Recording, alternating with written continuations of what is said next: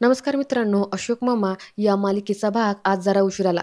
त्यामुळं मला सुद्धा आजच्या भागाचा रिव्ह्यू द्यायला थोडा उशीर होतोय. चला तर मग आता सुरू करूया, की आजच्या भागात होणार काय आहे ते. तर अनिश हा ईशानला शोधत खाली आलेला असतो. अंधार पडलेला असतो. ईशान इकडे मात्र त्याच्या मित्रांसोबत मोबाईलवरती गेम खेळत असतो. अनिश तिथं येतो त्याला सापडत. कियान पाहतो, की अनिश काका आलाय. तो हळूच ईशानला सांगतो, की काका आलाय, काका आलाय. ईशान म्हणतो, "अरे येड्या, काका कसा इथे येईल?" तर अनिश त्यांच्या समोर येऊन उभा राहतो. ईशान घाबरतो आणि तो म्हणतो, की "अरे काका, मी ना ते वर्कशीट पाहत होतो. आम्ही एकमेकांना वर्कशीट शेअर करत होतो. आमच्या स्कूलचा प्रोजेक्ट आहे ना म्हणून." अनिश म्हणतो, की "अच्छा, तुझी स्कूल अजून सुरू पण झाली नाहीये आणि तू स्कूल प्रोजेक्ट करतोय? दाखव मला मोबाईल बरं." तर ईशान हा मोबाईल मागे करतो. पार्थ लगेच म्हणतो, की "काका, ते पुढच्या वर्षी तयारी चालू करतोय ना आम्ही, त्याची ॲडव्हान्स तयारी चाललेली आहे आमची." कियान म्हणतो, की "आणि मी ऑनलाईन क्लासेस पण जॉइन केलेत. ह्याला पण सांगायचं होतं ना ऑनलाईन क्लासेसचं म्हणून." अनिश म्हणतो, की "मला उल्लू बनवताय का तुम्ही? उशिरापर्यंत गेम खेळणं बंद करा. तुमची बुद्धी भ्रष्ट होतीये." ईशान म्हणतो, "काय यार काका तू पण ना." तर अनिश त्याच्यावरती ओरडतच म्हणतो, "पुन्हा जर असं लपून-छपून उशिरापर्यंत गेम खेळत बसलात ना तुम्ही, तर तुमचे फोन जप्त करेन. चल रे ईशान घरी, तुला आजोबा बोलवतात जेवायला." पार्थला पण म्हणतो, की "जा रे तुम्ही पण जेवायला." असं म्हटल्यावरती हे सगळेजण तिथून निघून जातात. त्यानंतर आता सगळेजण जेवायला बसलेले असतात. अशोक मामांनी मस्तपैकी सगळ्यांसाठी घावणं केलेलं असतं जेवायला. तर साईडलाच भैरवी आणि अनिश हे दोघंजण जेवायला बसतात. ईशान म्हणतो, की "हां, आता जरा बरं वाटलं आजोबा. खूप मस्त झालंय घावणं." अशोक मामा म्हणतात, "हो ना, आवडलं ना तुला?" पुढे ते संयमीकडे बघत म्हणतात, की "तिखट थोडंसं कमी झालंय असं नाही वाटत का तुला?" संयमी म्हणते, "थोडं, थोडं नाही, खूपच कमी तिखट झालंय." अशोक मामा हसतच म्हणतात, की वाटलंच होतं मला. काय झालं म्हणजे तुम्हाला आवडेल का नाही या भीतीनेच ना मी जरा घाबरत केलं." तर इकडून भैरवी ओरडते, की "समा." संयमी परत तिचे शब्द उलटत म्हणते, की "म्हणजे तसं चांगलं झालं आहे, मी फक्त सांगितलं." ईशान म्हणतो, की "तुम्हाला माहिती का आजोबा, पल्लवी नेहमी म्हणायची, शेवटी घरचं जेवण ते घरचं जेवण असतं." अशोक बाबा म्हणतात, की "बरोबर आहे, अगदी बरोबर आहे." पुढे ईशान म्हणतो, की "आजोबा तुम्हाला कोणी शिकवलं हे घावण बनवायला? वेणू आजीने ना?" अशोक मामा हसतात आणि म्हणतात, "वेणू? वेणूने? अरे नाही रे, वेणू आजी तुझी होती ना तोपर्यंत मी किचनकडे कधी फिरकले सुद्धा नाही." संयमी म्हणते, "का?" अशोक मामा म्हणतात, की "नोकरीवरून जेव्हा दमून घरी यायचो ना, तेव्हा स्वयंपाक करणं वगैरे हे आपलं काम नाही असं वाटायचं. पण हे किती चुकीचं आहे ना ते नंतर कळालं." वेणू सारखी म्हणायची, "स्वयंपाक शिकून घ्या, स्वयंपाक शिकून घ्या." पण नाही शिकलो. वेणू गेली. मग ज्या गोष्टी आपण स्वतःहून शिकत नाही ना, त्या गोष्टी शेवटी फटके खाऊन शिकावे लागतात. ईशान म्हणतो, "पण आजोबा तुम्हाला हे घावणं शिकवलं तरी कोणी?" अशोक मामा म्हणतात, "अरे फुलराणीने, खरंच त्या बाईचं ना काहीतरी मी देणं लागतो. पण तिचं देणं फेडण्याआधीच ती घर सोडून निघून गेली." भैरवी म्हणते, की "आता ते देणं फेडण्यासाठी परत तिला इकडे बोलू नका हां प्लीज." अशोक मामा म्हणतात, "मग कोण बघणार घराकडे? तू शोधलेल्या बाईनं काय दिवे लावले बघितलेस ना आज तू?" भैरवी म्हणते, की "एक मिनिटं हां, एक बाई गेली म्हणजे जगातल्या सगळ्या बायका गेल्या असं होत नाही. अजून एक बाई येणार आहे." अशोक मामा मोठ्यानेच म्हणतात, की "आज रात्री?" भैरवी म्हणते, की "हो, आत्ता फक्त ती भेटायला येणार आहे. पुढचं पुढं बघू ना." तेवढ्यात दारावरची बेल वाजते. अशोक मामा म्हणतात, की "थांबा, थांबा मी बघतो." ते दरवाजा खोलतात. पुढे एक वयस्कर आजी असते. ते बघून अशोक मामा आधी त्यांना खुणवा-खुणवीच करतात. पुढे ते त्यांना मोठ्या आवाजातच म्हणतात, की "कोण पाहिजे तुम्हाला?" तर त्या आजींना नीट ऐकू जात नाही. त्या मोठ्यानेच म्हणतात, की "हॅं?" अशोक मामा परत मोठ्या आवाजात म्हणतात, की "तुम्ही स्वयंपाक करण्यासाठी आलात का इथे?" त्या आजी म्हणतात, की "झोपायला अजून खूप वेळ आहे." अशोक मामा पाठीमागे वळतात आणि भैरवीला म्हणतात, की "घ्या, इथून सुरुवात आहे. आता बघा." त्यानंतर जेवण वगैरे झाल्यानंतर भैरवी आणि अनीश हे बाहेर शतपावलीसाठी येतात. भैरवी म्हणते, की "तुझे बाबा मुद्दाम करतायत. त्यांना मुद्दाम सगळ्यांसमोर मला खोटं पाडायचं असतं." अनिश म्हणतो, "अगं असं का करतील ते?" भैरवी म्हणते, की "अरे स्वतःचं तेच खरं करायचा एक अत्यंत छोटा आणि कुचगा आनंद आहे त्यांचा. मला माहीत आहे ना." अनिश म्हणतो, "एनिवेज ती बाई जास्त वेळ टिकली नसती आपल्या घरात." भैरवी म्हणते, "अरे अनिश पण 2-3 दिवस ठेवायला काय हरकत होती? आता उद्यापासून मला ऑफिसला जायचंय. काय करू मी?" अनिश म्हणतो, "बाबा आहेत, मुलं आहे, मी आहे ना." भैरवी म्हणते, की "छान. म्हणजे आता बाबा मुलांना हैराण करणार. हे बघ अनिश, इतके दिवस झाले मी कामाकडे पूर्णपणे दुर्लक्ष करतेय. ही नोकरी टिकून ठेवणं खूप महत्त्वाचं आहे. आपल्या सगळ्यांसाठी. तुला कळतंय ना अनिश?" अनिश म्हणतो, की "आय नो. तू जा, मी थांबेन घरी." भैरवी म्हणते, "छान. जर घरकाम तू केलंस तर तुझे बाबा मला अजून गिल्ट देणार." अनिश म्हणतो की हे बघ, बाबा असे नाहीयेत. बायकांनी नुसतं राबायचं आणि पुरुषांनी फक्त ऑर्डर सोडायचे. हे त्यांच्या नियमात बसत नाही. भैरवी म्हणते तुझ्या बाबांचे नियम माझ्यासाठी कन्व्हिनियंट बदलतात आणि माझ्या चुका दाखवून देण्यासाठी ना ते त्यांचे सगळे नियम बाजूला ठेवतील. ते काही नाही. बाबांना सांग, बस झाला आता टाइमपास. उद्यापासून जी बाई येईल ना तिला पटवून घ्या. आता बऱ्याच दिवसांनी इरा दिसलेली आहे. इरा आणि ईशान हे 2 मुलं फार गोड आहेत. माझे तर फेव्हरेटच आहेत. ईशान इराला इकडे झालेलं सगळं सांगतो. तो सांगतो की आता फुलराणी आंटीला कामावरून काढून टाकले. इरा म्हणते, "म्हणजे आता फुलराणी आंटी परत कधीच येणार नाही का?" ईशान म्हणतो की बहुतेक तरी नाहीच. इरा म्हणते, "मग आपल्याला छान जेवण कोण देणार? भैरवी मावशी?" ईशान म्हणतो, "तिला तर धड स्वयंपाकसुद्धा करता येत नाही."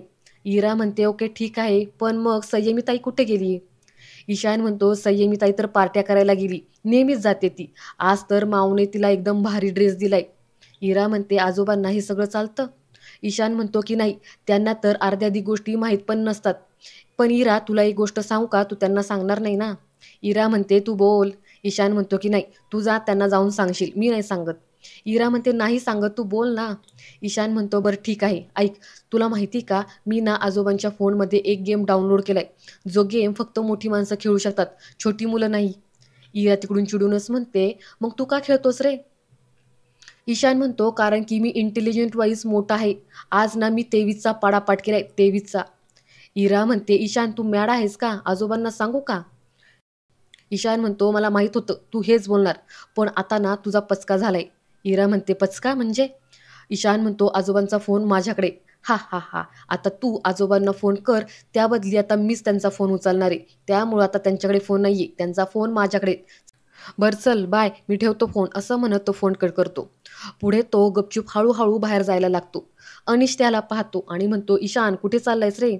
ईशान घाबरतच म्हणतो, "मी मी कुठे नाही. हे काय इथेच आहे मी. मी ते ना आजोबांना शोधायला चाललोय बाहेर." अनिश म्हणतो, "आजोबांना शोधायला कशाला पाहिजे? खाली शतपावली करतात ते." ईशान म्हणतो, "अच्छा, मग मी पण चाललोय शतपावली करायला. हे काय चाललोय शतपावली करायला?" अनिश म्हणतो, "शतपावली करायला? आज काय हे नवीन?" ईशान म्हणतो, की नाही तसं काही नाही. मी थोडेसे एक ना माझे थॉट्स ऑर्गनाइज करायचेत मला." अनिश म्हणतो, "अरे वाह! मस्ती कशी करायची हा एकच थॉट असतो तुझ्याकडे." ईशान म्हणतो, "काका वेगवेगळ्या टाईपमध्ये कशी मस्ती करायची ना हे ऑर्गनाइज करायचंय मला." अनिश म्हणतो, "बरं जा, लवकर ये आणि मोबाईलवरती गेम खेळत बसू नको." ईशान म्हणतो, की "हो, शतपावली झाली ना की लगेच येईल." पुढे ईशान बाहेर जातो आणि कियानला फोन करतो आणि कियानला सांगतो, की "कियान ऐक ना, मी तो गेम मोबाईलवरती डाउनलोड केलाय, पण आता पुढे काय करायचं मला माहीत नाही." कियान इकडून म्हणतो, "अरे मला पण माहीत नाही." ईशान म्हणतो, "नाही माहिती? मग कशाला मला तो गेम डाउनलोड करायला सांगितला?" कियान म्हणतो, "अरे तू नेटवर सर्च कर ना कसा खेळायचा गेम आणि 1-2 राउंड्स खेळ." तर ईशान म्हणतो, "अरे कियान, ऑनलाईन गेम खेळताना पैसे भरावे लागतात, ते कुठून आणू मी?" कियान म्हणतो, "अरे तुझ्या आजोबांचं ऑनलाईन अकाउंट असेल बघ ना, कर चेक त्याच्यावरती." ईशान म्हणतो, की "अरे माझ्या आजोबांना ऑनलाईनमधलं वगैरे काही कळत नाही रे." कियान म्हणतो, "बरं तुझ्या घरी आजोबांचं पासबुक असेल ना, त्याच्यात बँक अकाउंट असेल, डिटेल्स असतील त्या चेक कर ना." ईशान म्हणतो, "बरं ठीक आहे, मी बघतो आजोबांचं कपाटात कुठे पासबुक वगैरे सापडतंय का आणि काही इन्फॉर्मेशन मिळते का. चल बाय." असं म्हणत ईशान फोन ठेवून देतो.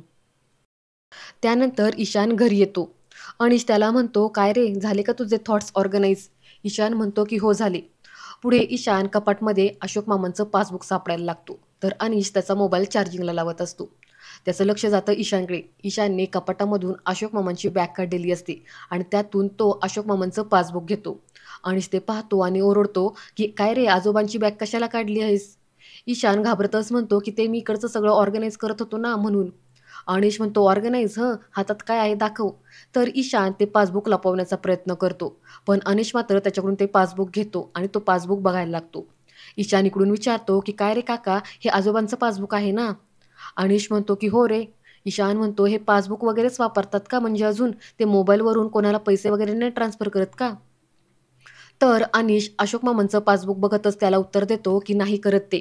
ईशान म्हणतो, "नाही पण आता त्यांनी ऑनलाईन वगैरे ट्रान्झॅक्शन करायला हवीत ना." अनिश पासबुक बघतच त्याला उत्तर देतो, की "हो, मी शिकवेन त्यांना. काही गोष्टी त्यासाठी शिकून घ्याव्या लागतात." पुढे अनिशला अशोक मामांचं ते पासबुक बघून धक्काच बसतो. तो म्हणतो, की "मी आलोच." ईशान म्हणतो, की "काय काका बेडरूममध्ये चाललायस का झोपायला?"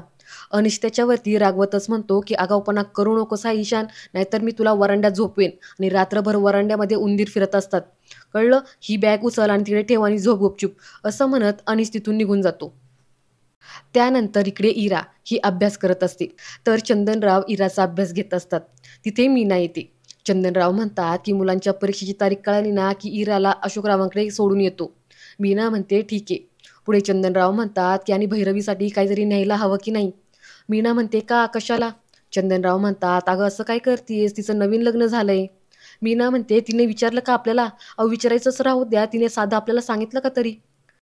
चंदनराव म्हणतात, "अगं पण माझगावकरांकडे त्यांची सून म्हणून राहते ना ती आता. मुलीचे आई-वडील म्हणून आपल्याला काही रीती नको का पाळायला?"